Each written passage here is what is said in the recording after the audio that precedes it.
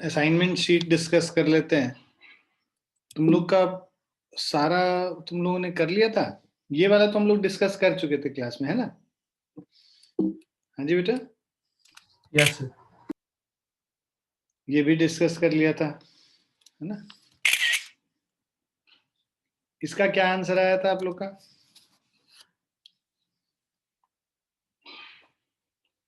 देखो ये 5 ओम 5 ओम 5 ओम ये तीनों क्या है, सीरीज में है कनेक्टेड, क्योंकि जो करंट इसमें फ्लो करेगा सेम इसमें भी फ्लो करेगा, सेम इसमें भी फ्लो करेगा। करंट जब तीनों में सेम होगा तो मतलब ये तीनों सीरीज में है। इसका अगर इक्विवेलेंट सर्किट का डायग्राम बनाओगे, इक्विवेलेंट सर्किट मतलब कि थोड़ा सा इसको सॉल्व करके धीरे धीरे नंबर ऑफ रेजिस्टेंसेस को कम करते जाए। मतलब ये तुम्हारा 5 ओम हो गया, ये 5 ओम हो गया, ये तो 3 ओम है, ये 5 + 5 + 5 सीरीज में कनेक्टेड है। 5 + 5 + 5 ये 15 ओम हो गया इसका रेजिस्टेंस। अब इसका इक्विवेलेंट सर्किट बनाएंगे, ये 15 ओम और ये 3 ओम आपस में पैरेलल में, तो ये हमारा पास एक 5 ओम हो गया। और यहाँ पे जो एक सिंगल रेजिस्टेंस है ये 5 ओम है, मान लो ये आरपी है। आरपी इज इक्वल टू 15 × 3/15 + 3, सो ये हो गया 45/18। 3 15 टाइम्स, 3 6 टाइम्स, 3 5 टाइम्स, 3 2 टाइम्स। ठीक है,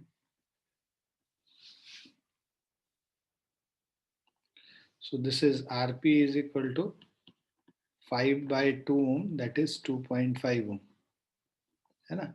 अब ये इक्विवेलेंट रेजिस्टेंस देखो, अब ये तीनों जो है आपस में सीरीज में होगा क्योंकि सेम करंट तीनों में फ्लो कर रहा है। तो equivalent resistance is equal to 5 + 5 + 2.5 which is equal to 12.5 ohm. आया था सबका answer 12.5 ohm? Yes sir. Yes sir. ठीक है,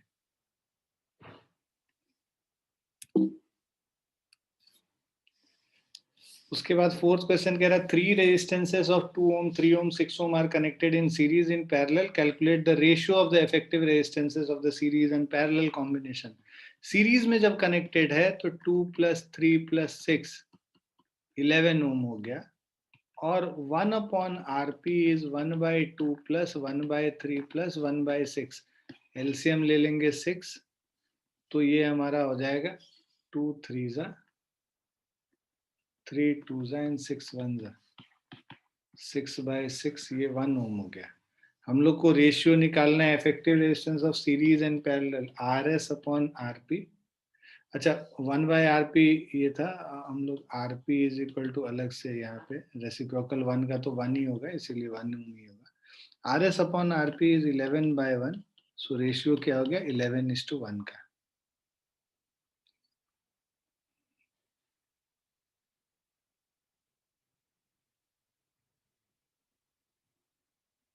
क्लियर है बच्चों? Yes sir. Yes sir.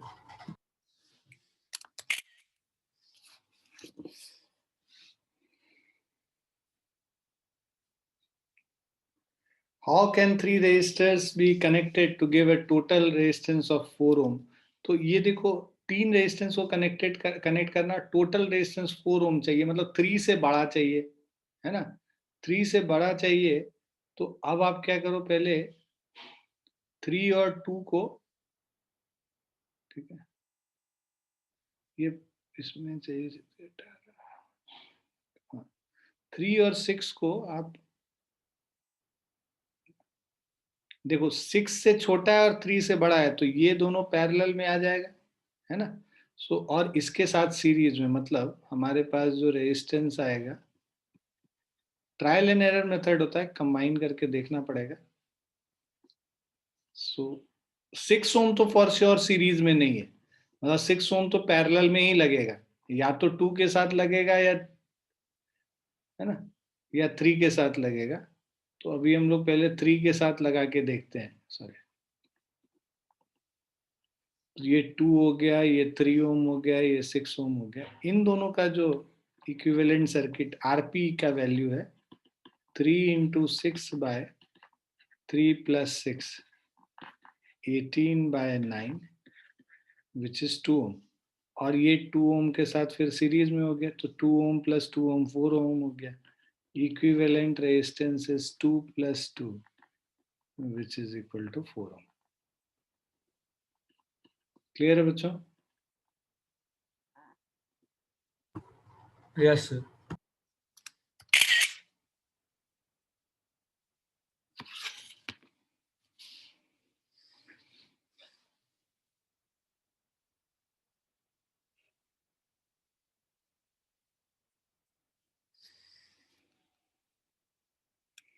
Next question पे आते हैं.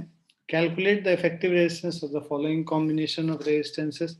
अब देखो ये 6 और 3 जो है ये आपस में पैरेलल में है और इस 4 ओम के साथ सीरीज में लगा हुआ है. तो पहले पैरेलल वाला निकालोगे. RP is 6 × 3/6 + 3, so 18/9 which is equal to 2 ohm. और इक्विवेलेंट रेजिस्टेंस निकालेंगे तो 4 + 2 6 ओम.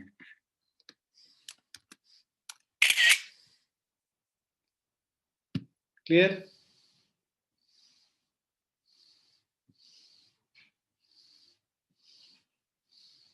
आ रहा है आप लोग को समझ? कर लिया था ना इसको? Yes, sir. अब इस पे आ जाते हैं 7th वाले पे.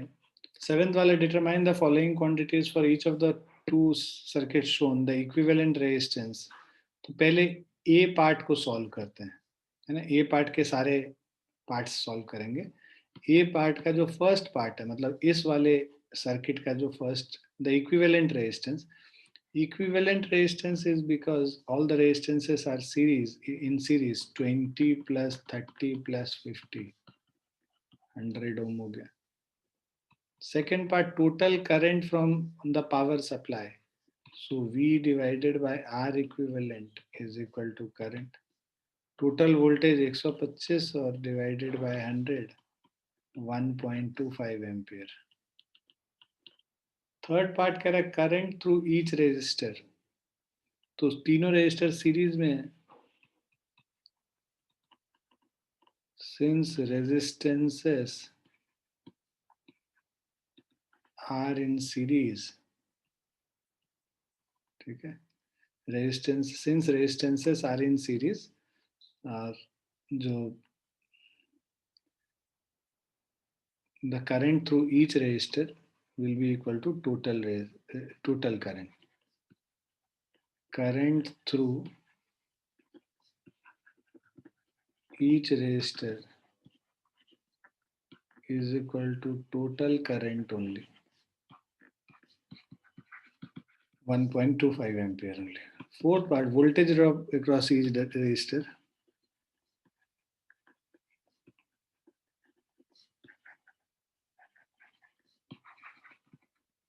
तो voltage drop across each resistor. देखो हर के अक्रॉस वोल्टेज निकालना है तुमको.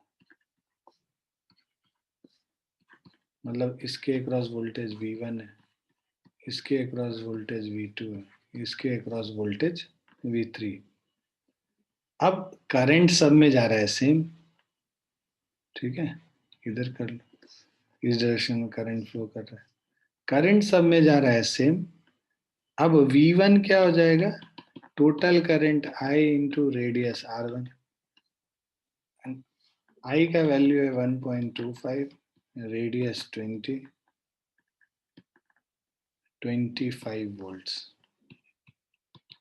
V2 is equal to I into R2, 1.25 into 30,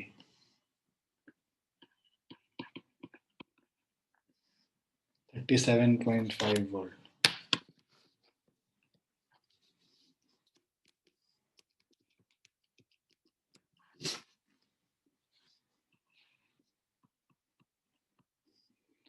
V3 is equal to I into R3, 1.25 into 50,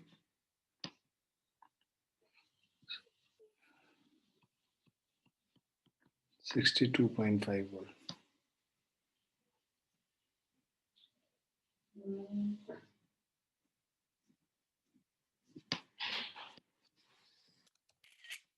clear है बच्चों?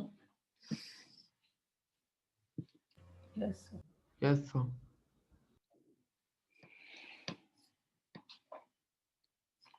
ये तो हो गया फर्स्ट पार्ट का। अब हम आते हैं सेकंड पार्ट पे। सेकंड पार्ट में यही रेजिस्टेंसेस पैरेलल में है, तो we are doing second part का first part. Equivalent resistance B का फर्स्ट पार्ट 1/R1 और 1/RP is equal to 1/R1 plus 1/R2 plus 1/R3। 1/RP is 1/20, 1/100, 1/50.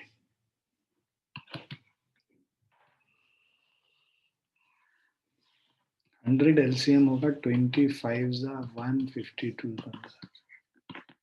8/100. So this will give you RP is equal to 100/8, 12.5 ohms. Second part, the total current from the power supply. Total current I is equal to total voltage by total resistance. Total resistance तो यहाँ parallel में तो V/RP हो जाएगा, ठीक है। V है 125, RP है 12.5, 10 एम्पियर हो गया। करंट थ्रू ईच रेजिस्टर, देखो हर एक में वोल्टेज तो सेम है, हर एक रेजिस्टेंस के cross voltage same, resistance different होने की वजह से करंट अलग अलग होगा। I1 मान लो इसमें जो करंट आ रहा है I1 आ रहा है, इसमें करंट I2 आ रहा है, इसमें करंट I3 आ रहा है। So I1 is equal to V/R1 125/20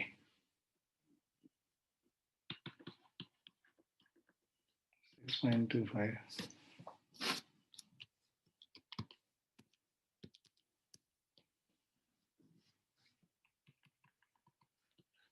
I2 is V/R2 125/100 1.25. I3 is V/R3 125/50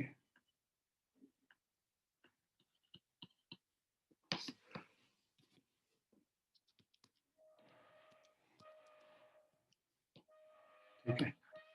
तो ये सारे करंट हो गए इंडिविजुअल।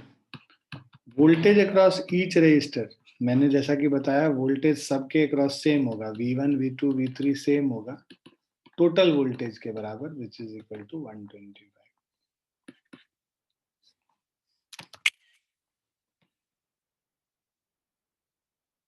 क्लियर बच्चों?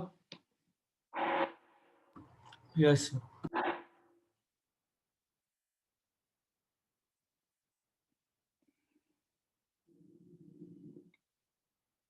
लिख लिया?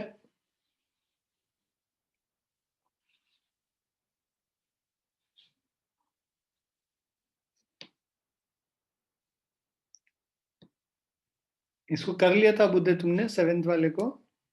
Yes, sir. 8th वाला भी हम लोगों ने डिस्कस कर लिया था उस दिन, है ना? Yes. 9th वाले से ऑनवर्ड्स हम लोग करते हैं। Now given the circuit below, find the voltage drop across। पहले तो तुम लोग हमको अपना डाउट बता दो, पहले वो ले लेते हैं, टाइम बचेगा तो बाकी क्वेश्चन डिस्कस कर लेंगे। Sir, question 11. और Sir, question बता रहा हूँ। Sir, question 17 है और 18 एक बार मैंने कर लिया, पर मुझे नहीं पता कि आंसर करेक्ट है या नहीं है। 11 17 18 और किसी का कोई डाउट है?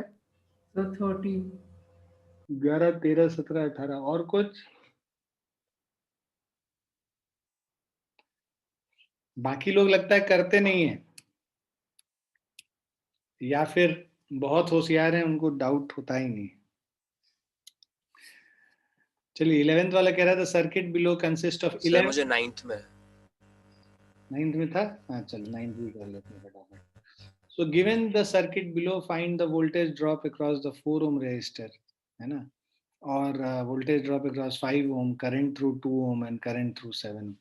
अभी देखो पहले इसका इक्विवेलेंट रेजिस्टेंस निकालते हैं. ये दोनों रेजिस्टेंसेस जो हैं, ये दोनों रेजिस्टेंसेस हैं सीरीज में, ठीक है, और ये दोनों रेजिस्टेंसेस पैरेलल में है, और आपस में ये और ये जो कॉम्बिनेशन है आपस में ये पैरेलल में है. तो पहले तो इसका इक्विवेलेंट रेजिस्टेंस निकालो सीरीज वाला. 7 + 5 12 ओम हो गया.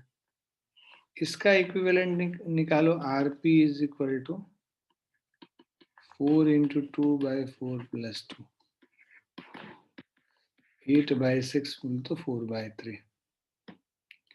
अब जो इक्विवेलेंट रेजिस्टेंस पूरे सर्किट का होगा इज R1 × R2, मतलब सीरीज वाला जो है 12 × 4/3 divided by 12 + 4/3.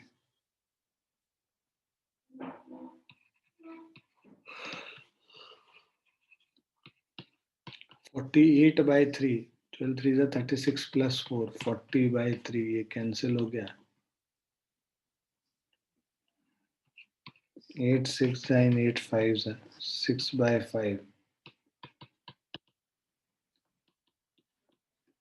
1.2. Now voltage drop across 4 ohm. अब देखो ये 12 वोल्ट जो है ये पूरा यहाँ से इधर तक गया, और 0 वोल्ट जो है ये पूरा इधर से इधर आया. तो इसके 4 ओम के अक्रॉस तो वोल्टेज ड्रॉप सेम ही होगा, जो कि टोटल वोल्टेज है. ए पार्ट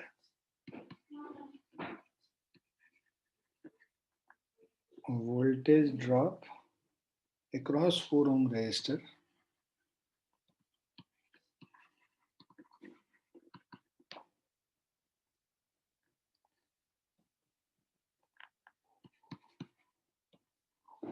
टोटल वोल्टेज जो था 12 वोल्ट हो गया. B part voltage drop across 5 ohm, इसके अक्रॉस वोल्टेज ड्रॉप निकालना. तो करंट निकाल लेंगे पहले और उसके बाद निकाल लेंगे. मान लो इस वाले पार्ट में करंट गया I1. I1 is equal to voltage V by R1. Voltage V is 12, और जो R1 है 7 + 5, मतलब ये जो पूरा रेजिस्टेंस है इसको हम R1 अगर बोलें तो. सो 12/12 1 एम्पियर. ठीक है, तो I1 निकल गया 1 एम्पियर. अब इसमें करंट 1 एम्पियर फ्लो कर रहा है, voltage across 5 ohm. So voltage across 5 ohm is equal to I1 into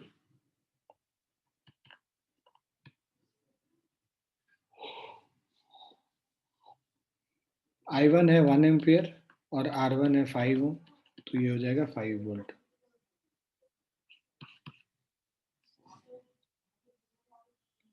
अब आपको कह रहा है the current through the 2 ohm resistor. इस वाले में करंट निकालना है. तो देखो ये I1 है और इधर करंट I2 है. I2 करंट जो होगा हमारा फिर से I2 is equal to,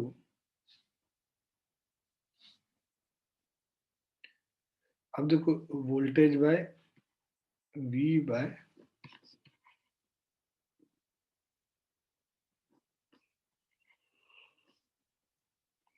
so V by RP. V है 12 वोल्ट और RP है 4/3,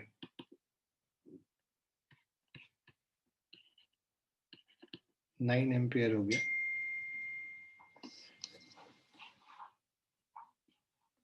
अब ये जो 9 एम्पियर I2 आया ये दो पार्ट में बट रहा है, 4 ओम और 2 ओम में. सो अब ये हो गया मान लो I3 और ये हो गया I4. सो हमारा जो I4 करंट है this is equal to 4/4 + 2 into I2 total. 4 by 6 into 9.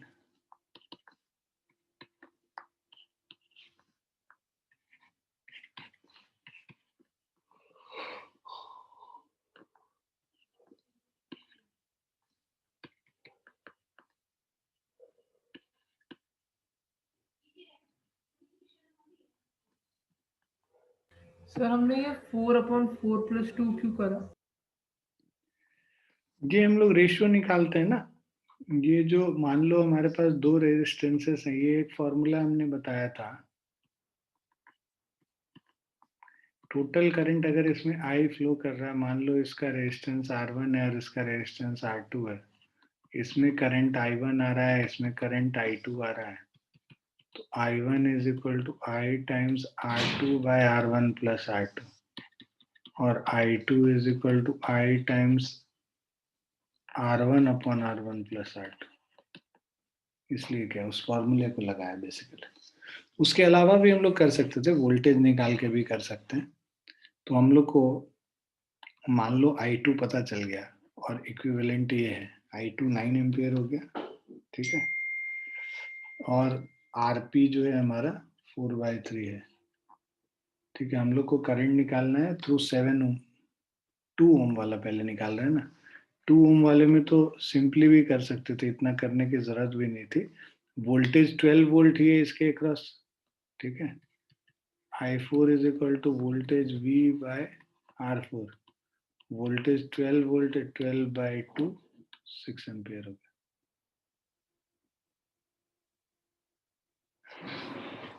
Clear है?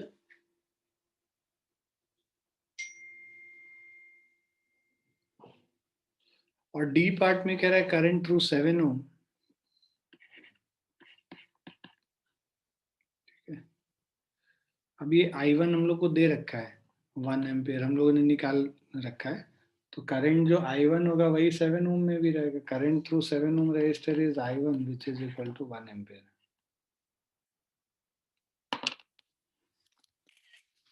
Is it clear?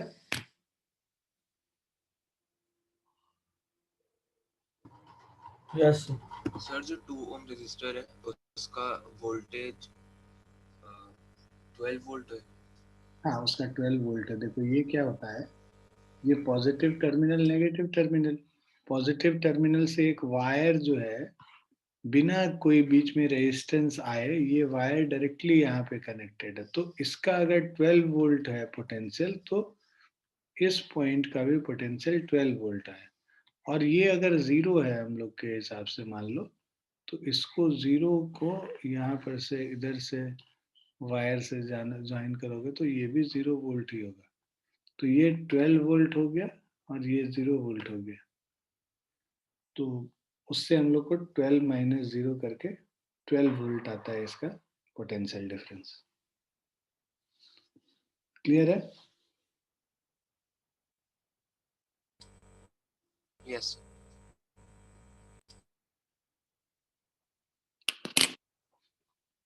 ठीक है, इसको लिखो, जस्ट गिव मी 1 मिनट।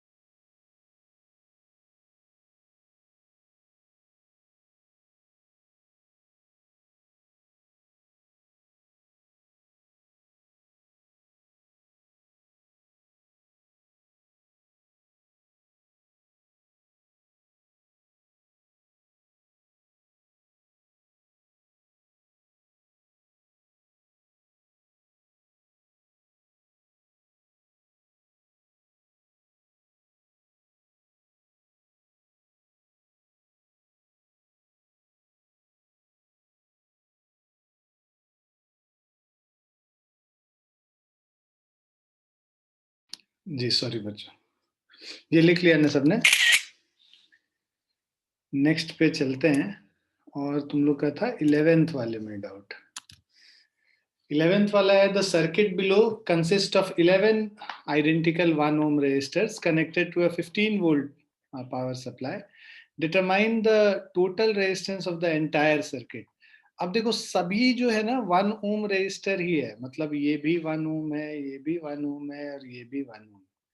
एक एक करके सॉल्व करेंगे इसको। देखो पहले इसको सॉल्व करते हैं। इसमें जो करंट जाएगा वही करंट इसमें भी जाएगा, वही करंट इसमें भी आएगा। तो ये जो 3 रेजिस्टेंसेस है ना, जो कि मैंने मार्क कर रखे हैं, ये तीनों रेजिस्टेंसेस सीरीज में होगा। तो इसका जो अगर हम लोग इक्विवेलेंट सर्किट बनाएंगे,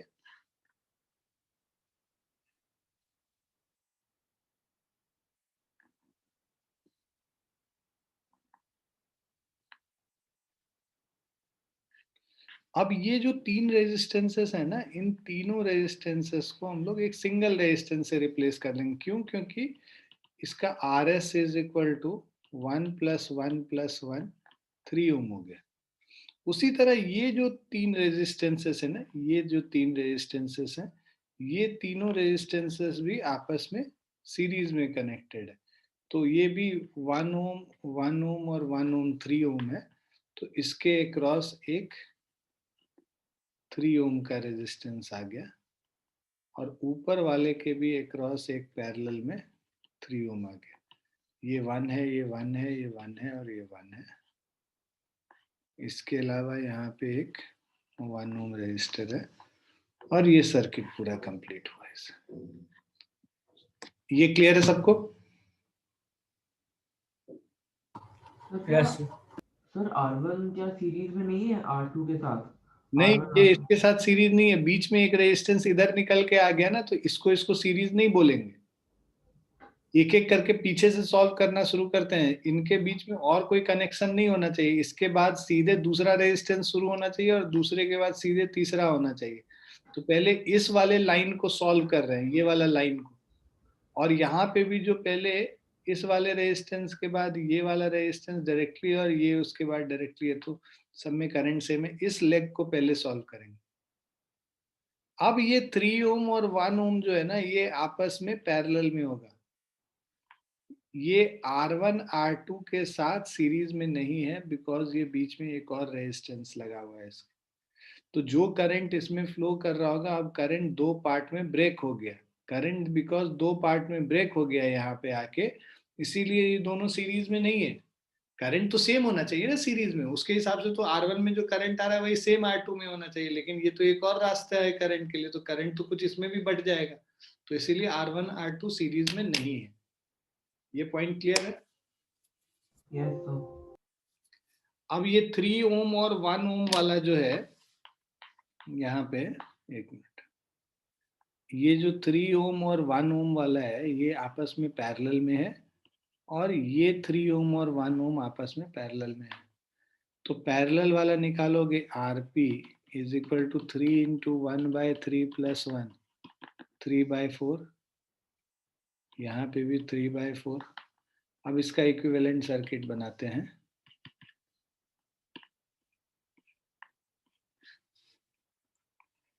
एक रेजिस्टेंस R1, देखो ये 1 ओम हो गया, ये 3/4 ओम हो गया। उसी तरह यहाँ पे 1 ओम हो गया, ये 1 ओम और ये 3/4 ओम।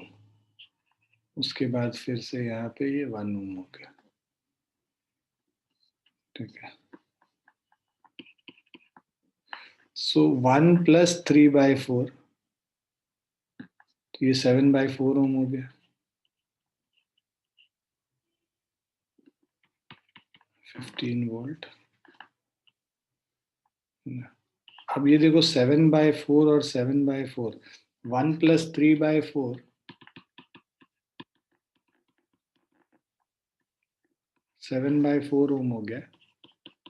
तो ये जो 7/4 ओम है और यहाँ पे जो 7/4 ओम है, ये दोनों आपस में पैरेलल हो गए और साथ में एक ये 1 ओम लगा हुआ है। अब ये देखो 7/4 पैरेलल में है, टू इक्वल रेजिस्टेंस पैरेलल में होता है, इक्विवेलेंट रेजिस्टेंस R/2 हो जाता है। तो ये यहाँ पे जो रेजिस्टेंस है इसमें 7/8 ओम हो गया और एक 1 ओम हो गया। तो 7/8 प्लस 1 ओम, R इक्विवेलेंट क्या हो जाएगा? 7/8 plus of 1, 15/8 ohm. R equivalent 15/8 ohm है, वोल्टेज 15 वोल्ट है। Total resistance of the entire circuit, 15/8 ohm हो गया। Total current from the power supply, I is equal to total voltage by total equivalent resistance, 15 divided by 15/8. So this is equal to 8 ampere.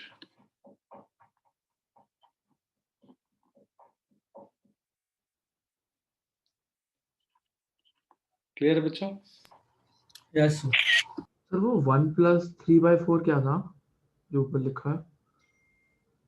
ये हाँ ये 1 ओम है और ये 3/4, मतलब इन दोनों का जो निकाला ना 3/4, उसको इस 1 ओम के साथ सीरीज में होगा ना ये। Yes sir. ये 3/4 सिंगल रेजिस्टेंस आ गया, तो 1 और 3/4 जो करंट इसमें जाएगा वही सेम इसमें आएगा, इसीलिए 1 + 3/4 7/4 लिखा।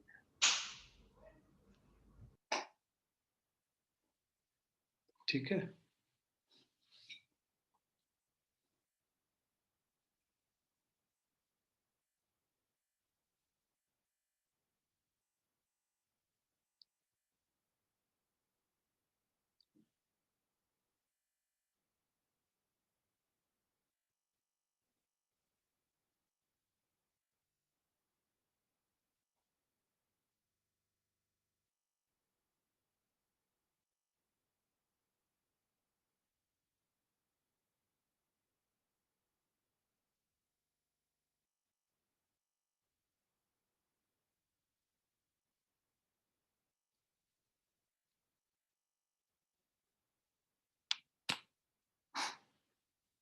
ये लिख लिया? Yes sir.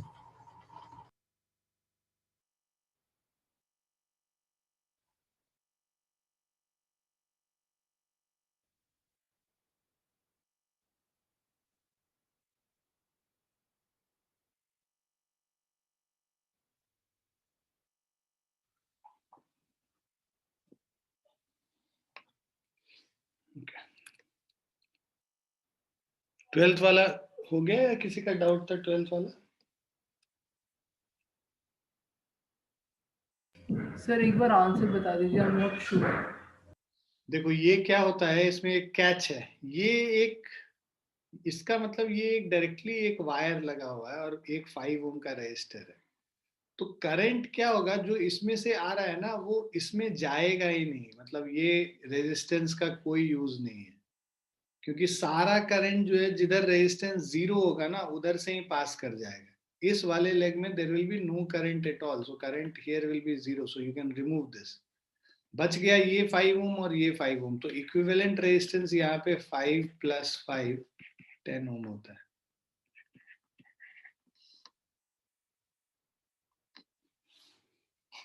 Do you understand? समझ में आया आप लोग को? यस देखो करंट के पास दो रास्ते हैं एम पॉइंट पे, एक तो डायरेक्टली बिना रेजिस्टेंस के चले जाना और दूसरा रेजिस्टेंस के थ्रू जाना। कोई भी चीज रेजिस्टेंस के थ्रू क्यों फ्लो करना चाहेगा? हम ही को रास्ते में दो पता है कि एक तरफ मस्त एकदम है ना कालीन बिछ के मेरी स्वागत हो रही है, दूसरे तरफ कांटे लगे हुए हैं, तो कांटे पे चल के क्यों जाएंगे हम, है ना? तो कालीन पे चल के जाएंगे, तो इसीलिए जहाँ पे रेजिस्टेंस नहीं है करंट उधर से फ्लो कर जाएगा। तो सारा करंट ऊपर वाले वायर से फ्लो कर जाता है, ये कनेक्टिंग वायर से। इसमें कोई करंट जाता ही नहीं है। जब इसमें कोई करंट जाता ही नहीं है तो इसका सर्किट में कोई यूज ही नहीं है। तो this is as good as to be removed out of the circuit.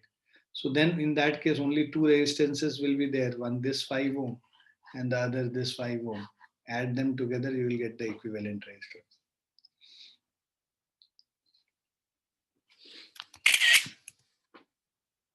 ये हो गया था, ये डाउट था. Yes. Two resistors and their series combinations are shown in the graphically. Identify the resistors from the given IV graph. तो ये current voltage graph है. Current voltage graph में जिसका स्लोप कम उसका रेजिस्टेंस ज्यादा. Which one represent the series combination of the other two. C is the series combination of A and B, क्योंकि C सबसे ज्यादा है. A और B का रेजिस्टेंस ऐड करेंगे तो C के बराबर आ जाएगा. तो C is the series combination of A and B.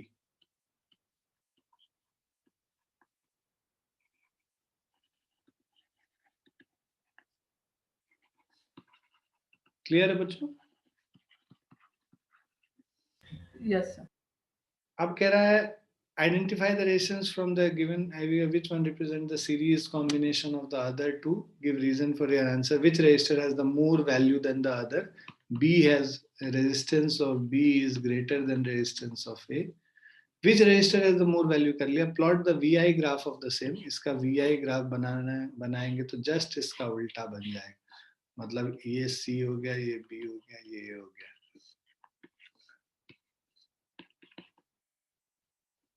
Clear है बच्चों? Yes, sir.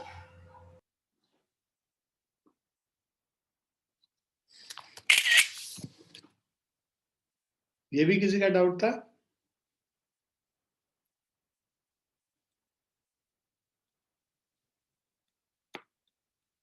ये किसी का डाउट है क्या?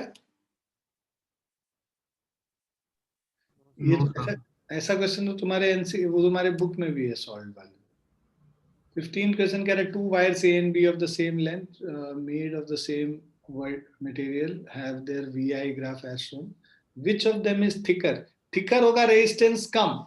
ये VI ग्राफ है ना. VI ग्राफ है, रेजिस्टेंस कम इसका है.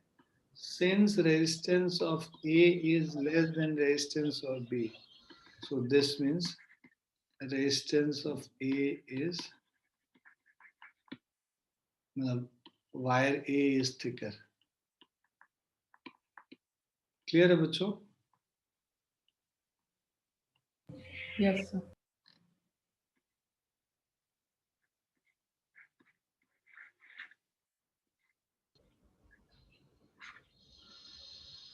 सर वायर बी थिकर नहीं होगी क्योंकि उसका रेजिस्टेंस कम है.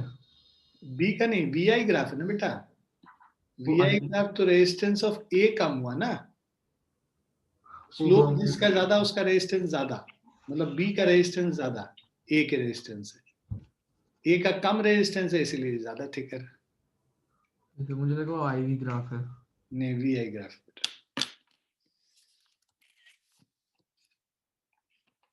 16 भी था किसी का डाउट? No sir. 17th. मुझे डाउट है.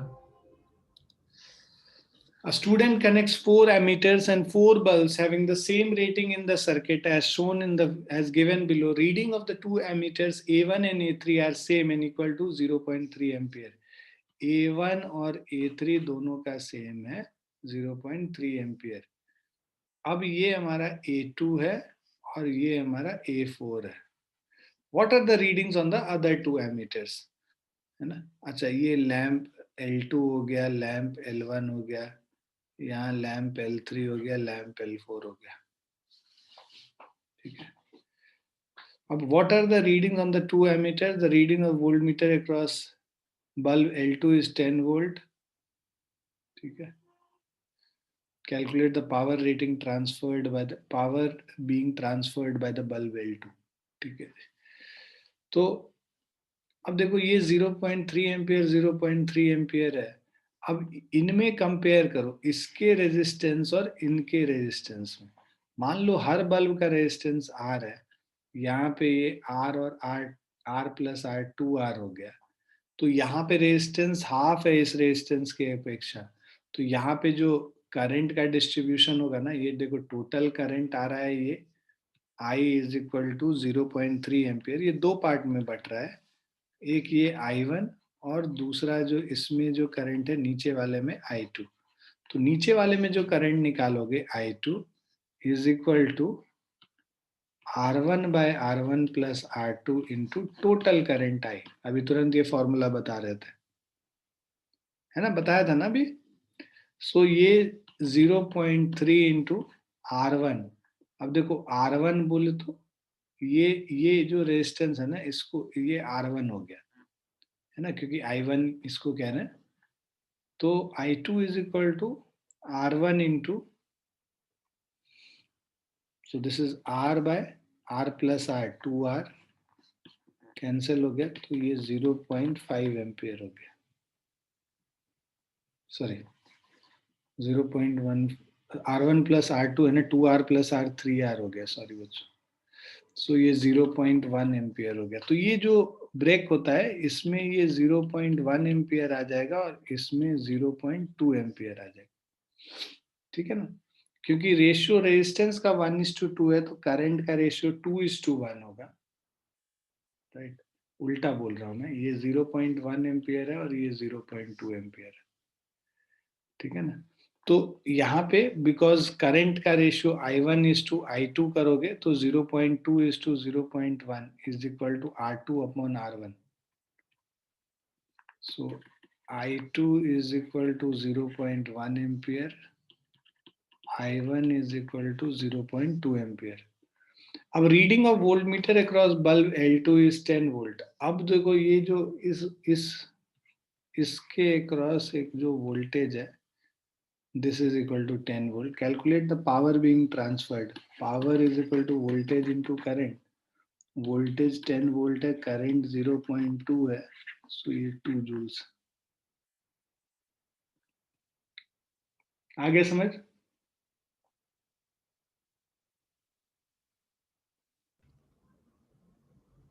सर वो 0.2 कैसे हुआ? क्योंकि देखो क्या है, ऐसे समझो, इसमें टोटल करंट आ रहा था 0.3 एम्पियर, दो पार्ट ऑफ रेजिस्टेंस में ब्रेक कर रहे हैं, इधर रेजिस्टेंस है 2R, इधर रेजिस्टेंस है R, ठीक है। तो रेजिस्टेंस का जो रेशियो है 1:2 है, तो करंट का रेशियो क्या होगा, 2:1 होगा। तो इसीलिए इसमें 0.2 एम्पियर और इसमें 0.1 एम्पियर है। Yes sir. तुम सीधे ऐसे भी लिख सकते हो कि current I is inversely proportional to R, so I1 by I2 is equal to R2 by R1। उससे फिर हम लोग I1 और I2 का वैल्यू निकाल सकते हैं।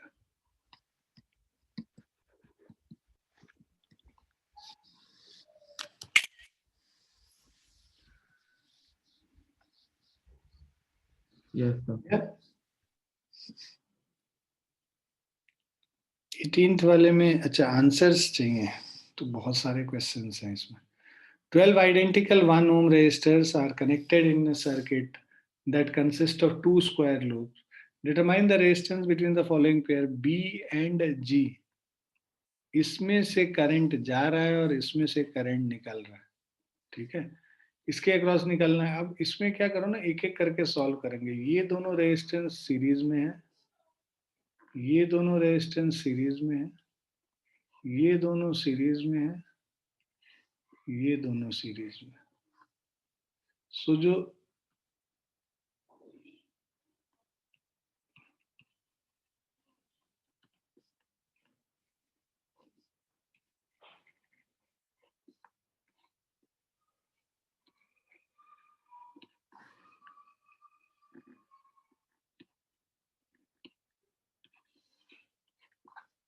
देखो ये 2 हो गया, ये 1 है, 2 है, 1 है। अब ये 1 2 क्या है, आपस में पैरेलल में है, तो इसका रेजिस्टेंस क्या होगा, 1 इंटू 2 बाय 1 प्लस 2, मतलब 2/3 हो जाएगा, ठीक है। 2/3, ये भी 2/3, तो 2/3 और 2/3 आपस में सीरीज में हो गया।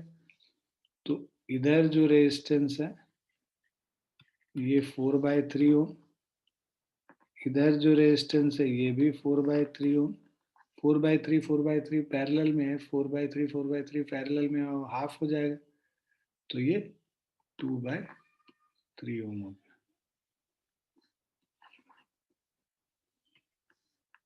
क्लियर है?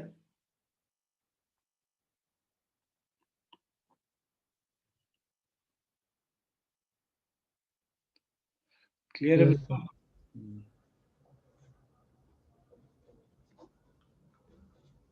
इसी तरह बहुत सारे पार्ट्स को देख लेना एक एक बार, नहीं समझ में आएगा कोई तो हमको बता देना, ठीक है ना?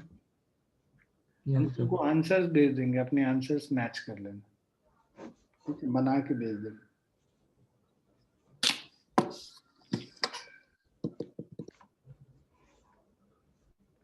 ठीक है, चलो विल स्टॉप हियर। अगली क्लास में हम लोग हाउस होल्ड सर्किट्स करेंगे सर। Okay, Yes, sir. ठीक है बच्चों।